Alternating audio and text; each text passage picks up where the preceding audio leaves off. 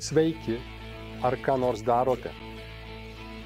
Aš kaip tik darau tokį stalviršį iš senų padėklų lentų, kurias čia turiu jau daugelį metų ir pagalvojau, kad pagaliau jas apdirbsiu, bet kokia kaina.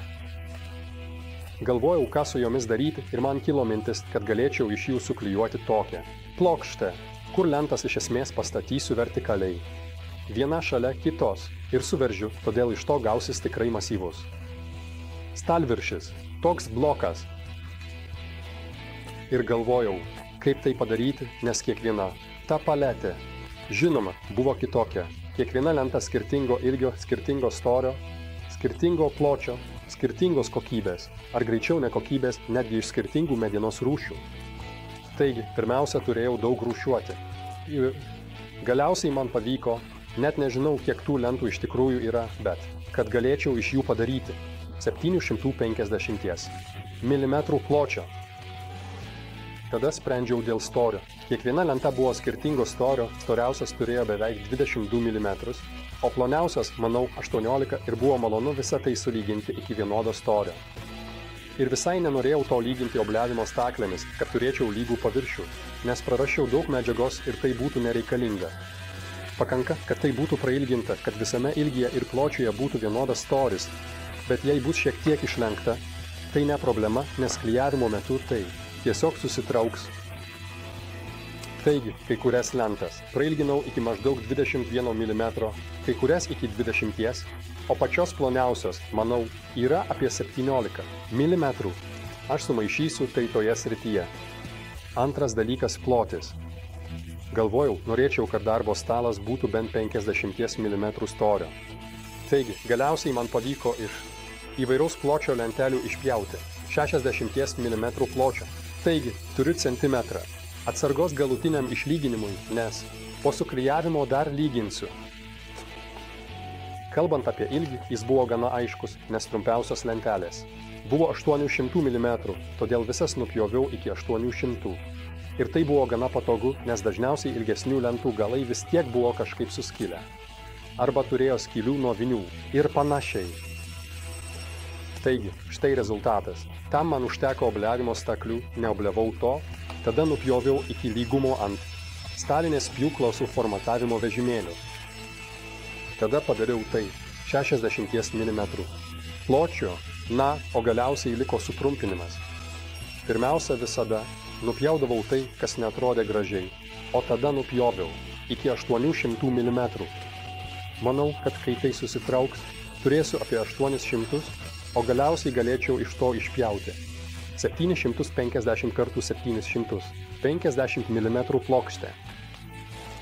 Klijavimas bus iššūkis mano seniesiems spaustuvams iš Unimac, kurie tam puikiai tinka, nes dėl tvirto į profilio jie sukūrė visiškai lygią atraminę plokštumą, prie kurios, jei reikia, dar galite pritraukti iš viršaus. Be to, mano nuomonė, jie yra už puikią kainą, nes ši 1500 kainuoja, manau, 1500 kronų. Pabandykite rasti tokio ilgio ir dar tokio tvirto spaustuvo, ypač kokio nors firminio už šiuos pinigus. Taigi, kainos ir kokybės santykis šiuose spaustuvuose yra tiesiog nuostabus. Ir galiausiai, vėlgi patriotams, buvau tiesiogiai gamyboje tų spaustuvų Unimace, kur šis profilis ir skylės gaminami rankomis. Taigi, tai yra čekiškas gaminys už puikią kainą ir, svarbiausia, su puikia, naudinga vertė. Taigi, manau, kad tai tikrai naudinga priemonė. Nenaudoju jos labai dažnai, galbūt tai yra gaila. Taigi, dabar vėl ateisiu į žodį ir gana laukiu to. Aš turiu iš viso 3, kas šiam pločiui yra daugiau nei pakankamai. Ir tikriausiai bus didelis. Klijų sunaudojimas, nes tai vis dėlto yra gana didelis. Plotas. Taigi, ištrauksiu savo galoną su Tide Bondu ir pradedame. Tų lentelių yra 46, tai reiškia 45. Klijuojamos plokštumos, kurių bendras plotas yra 2,16 kvadratinių metrų. Ir bandžiau tai. Su šiuo silikoniniu mentelė, taip pat iš Rockler, kurią kitaip negaliu skųstis, bet tai nebuvo pakankamai greita. Tuo tarpu su voleliu, kai paėmiau rankeną, Vieną kartą patraukiau ten, antrą kartą atitraukiau atgal ir viskas. Bet vis tiek, turite paskubėti, nes skirtumas tarp pirmo užtepto gabalo ir paskutinio gali būti apie 10-15 minučių. Ir tai yra kaip tik ant klijų atviro laiko ribos. Galiausiai, jei spėjau, kad reikėjo maždaug 250 ml klijų, manau, kad labai nesuklydau. Taigi, tai net nejuda. Viena. Nereikia ypatingai stipriai priveržti, tai tik toks užraktas, kad tiesiog neišslystų. Taip, ir vėl priveržėme.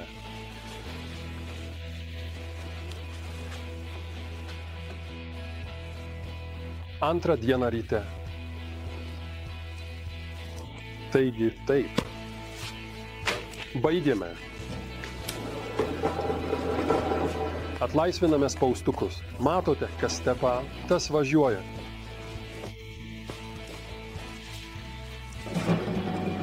Puiku. O mano. Dėti po vieną lentelę buvo smagu, bet dabar pagaliau jaučiasi, kad tai kažką sveria. Priešingų atveju berniukai, į kuriuos žiūrėjau, sveria 13 kg. Tai nėra visiškai lengvas dalykas, bet tai tiesiog kaina už tą tvirtumą. Dar turiu pasakyti, kad jie gaminami dar 2 ilgių, būtent 2 metrų ir 3 metrų. Šie 1500 tai iš tikrųjų yra bendras ilgis, bet jie gali suspausti tik 1250 mm. Tai reiškia, manau, kad 2 metrų ilgio gali suspausti 1750 mm, o 3 metrų ilgio gali suspausti 2750 mm. Tai tik tam, kad žinotumėte, į ką einate.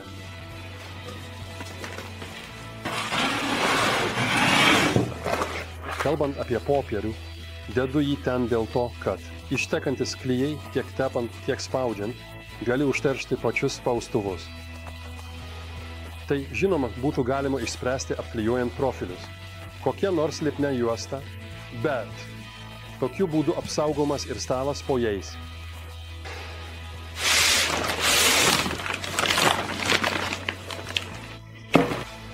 Dabar, žinoma, kyla problema, kaip tai pašalinti. Taigi bent jau taip grubiai nuplėšti. Privalumas yra tas, kad vis tiek turite ekologišką medžiagą, kurią galite lengvai. Ne perdirbti, bet sunaikinti. Tuo tarpu, jei uždėsite kokią nors plastikinę plėvelę, tai, žinoma, jau tampa problema. Vienintelis dalykas, kurį turiu savikritiškai pripažinti ir su tuo šiek tiek skaičiavau, yra tai, kad visiškai nesistengiau išlaikyti statmenumo, todėl padariau tai tik apytiksliai. Ir matyti, kad čia apie centimetrą nepataikiau. Bet vis tiek yra 5 cm atsarga, todėl manau, kad iš to kvadrato 750 kartų. 750 padarysiu visiškai, be problemų.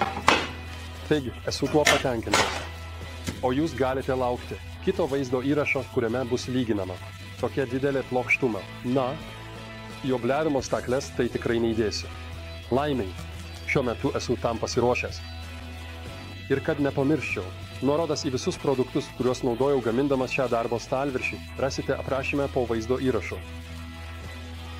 Ačiū, kad žiūrėjote. Būkite laimingi ir darykite ką nors.